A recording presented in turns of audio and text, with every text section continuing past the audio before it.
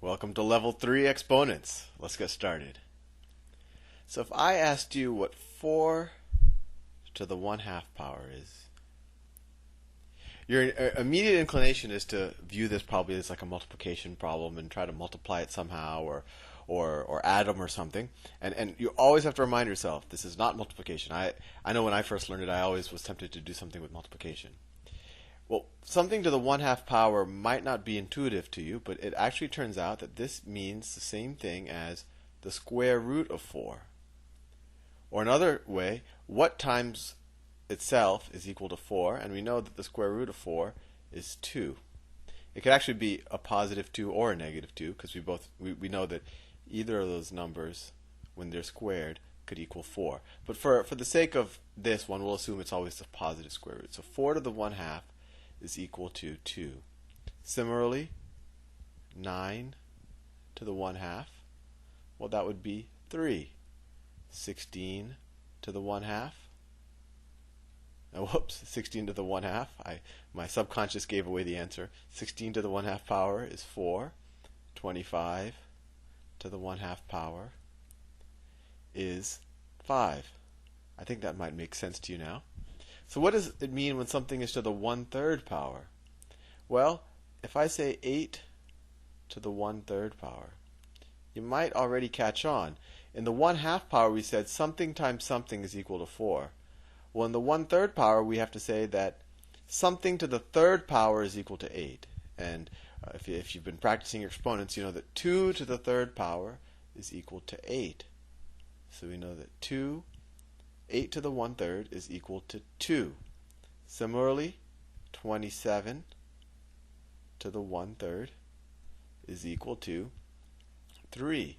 And 64 to the 1/3 is equal to 4. You might notice that I'm picking particular numbers like 8 and 27 and 64. That's because they have clean cube roots. And by the way, when something is to the 1/3 power, that's the same thing as saying the cube root.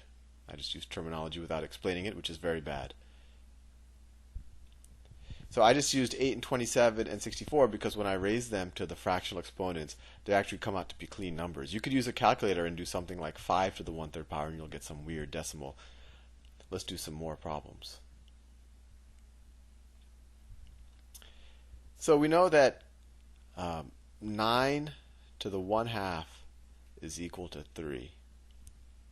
Well, what do you think 9 to the 2/3 is equal to? Well, it turns out that this is equivalent to 9 to the... Oh, whoops. I actually didn't want to do 9 to the 2/3.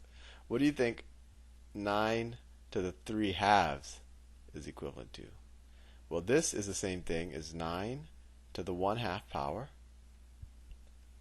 to the 3rd power. And I'll do a whole presentation on exponent... the actual principles of exponents, but it actually turns out you can just multiply. When you have one exponent to another exponent, you can multiply the two, and that's where you get 3/2. But 9 to the 1/2 we know is 3. 3. And raising that to the 3rd power, so that equals 27. I'm sure at this point I have confused you. Let's do more of these. So you know at this point that 16 to the 1/4 power, think about what that is. That means that some number to the 4th power is 16. And if you've been practicing your level 1 exponents, you'll probably know that, well, that equals 2, because 2 times 2 times 2 times 2, well, that equals 16. So you know that 16 to the 1/4 is equal to 2. So what do you think 16 to the 2/4 is equal to? Well, we already know from that last problem that that's the same thing as 16 to the 1/4 squared. That's the 2 on both sides. And we know 16 to the 1/4 is 2, so that equals 2 squared, and that equals 4.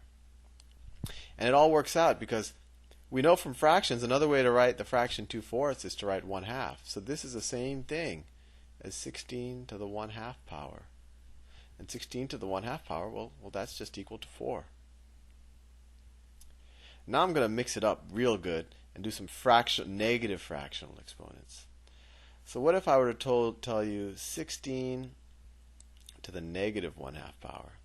Well, this might seem very daunting at first, but as we know with the negative exponents, level 3, immediately we just say, well, this is the same thing as 1 over 16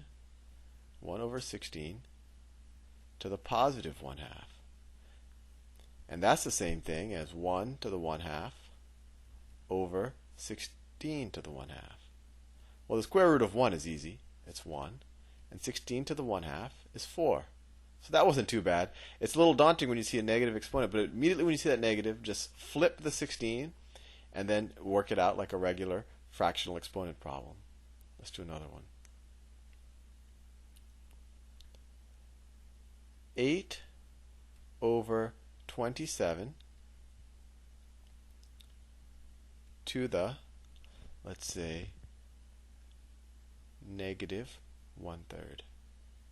Immediately when we see that negative, we want to just flip it. So we'll say that equals 27 over 8 to the 1/3. And that equals 27 to the 1/3 over 8 to the 1/3. And we know that 27 to the 1/3, well, that equals 3. And 8 to the 1/3, well, that equals 2. 2. So we've got 3 halves. So we got 8 over 27 to the negative 1/3 is 3 halves. This first problem probably looked very intimidating to you, but it only took us 2 steps to get there. And as you do more practice, hopefully it'll seem more and more intuitive to you. Let me give you another problem. What's negative 8 to the negative 3rd power? No, actually I want to let me change that. What's negative 8 to the negative 1/3 power? And once again, at first this might confuse you, but when you see that negative in the exponent, we just take the reciprocal of the base so that we say that that is equal to negative 1 over 8 to the 1/3 power. And we say, well, that is equal to, we could write it as